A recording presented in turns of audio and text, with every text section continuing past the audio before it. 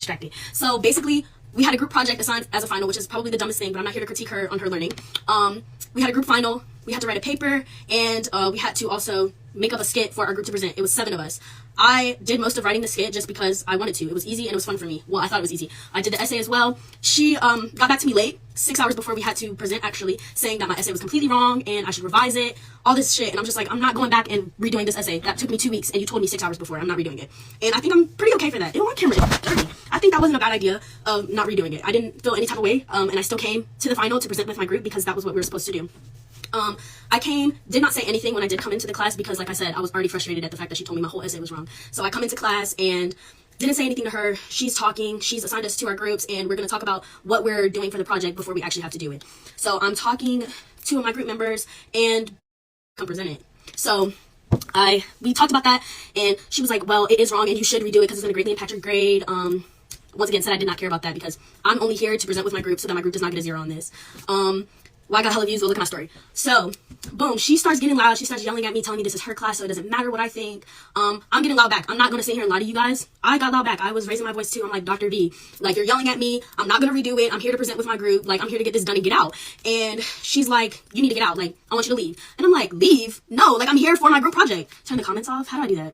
And she told me to get out of the classroom, and I literally refused. I was like, I'm not going to leave. This is our final exam. And I didn't do anything wrong other than responding to what you said to me because I did not say anything to her.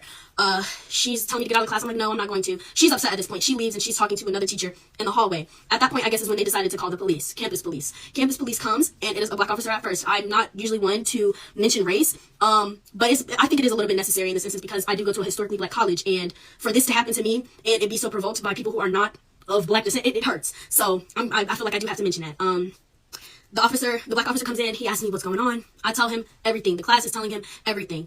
As I'm telling my story, my professor comes back in. Yes, officer, I want her taken out. I'm like, whoa. He's like, whoa, I'm talking to her, I'm listening to her. So wait, we're talking, another officer comes in, and he is a white officer. He comes in and he's like, okay, so your options are you're gonna get out of the class, I'm gonna have to take you out. I'm like, what? Like, take me out? Take me out how? So, yeah, like they said, it is important because the black officer, he's a very well-known officer on our campus. He's never given anybody any problems. He's actually pretty cool. And he was doing his best to not arrest me. He was trying to have a conversation. And the white officer came in and was like, yeah, you're either going to get out or I'm going to have to get you out. And I'm like, okay. At this point, I'm like, Dr. V, you're going to let them arrest me? And she's like, yes, Dr. V, Dr. Villagomez, Cynthia Villagomez. Yes, say that name in here so y'all know who we're emailing about because I'm sending emails. My class is sending emails. Friends are sending email, send an email. If not, that's okay too. I'm not pressuring you. So the white officer comes in, he says that, I said that to Dr. V, and she's like, wait, hold on. She's trying to, like, fix herself. She's like, okay, either apologize or you need to leave. I said apologize. Now, the old me, I'm sure I would have apologized, but at that moment I knew that I was not the one in the wrong. I didn't start the situation, I didn't escalate the situation. I knew I was not wrong. So I'm just like, okay, apologize for what? Apologize because you yelled at me and you dropped the F-bomb? Yes, I did drop the F-bomb and told you I'm not fucking stupid. That's what I told you. So I'm sorry, the F-bomb hurt your feelings. So sorry, baby, we're grown.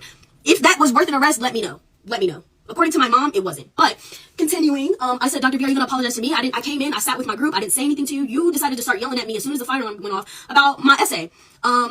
So she was like, no, I'm not going to apologize. I'm like, what? So then I'm like, wait, well, tell me what I'm apologizing for. Tell me what I'm apologizing for. At that moment, I'm talking to the black officer. I'm talking to my professor. The white officer is like, yeah, go ahead and take her. You have to go get her. To the black officer. So the black officer is like, okay, turn around. I'm about to put these handcuffs on you.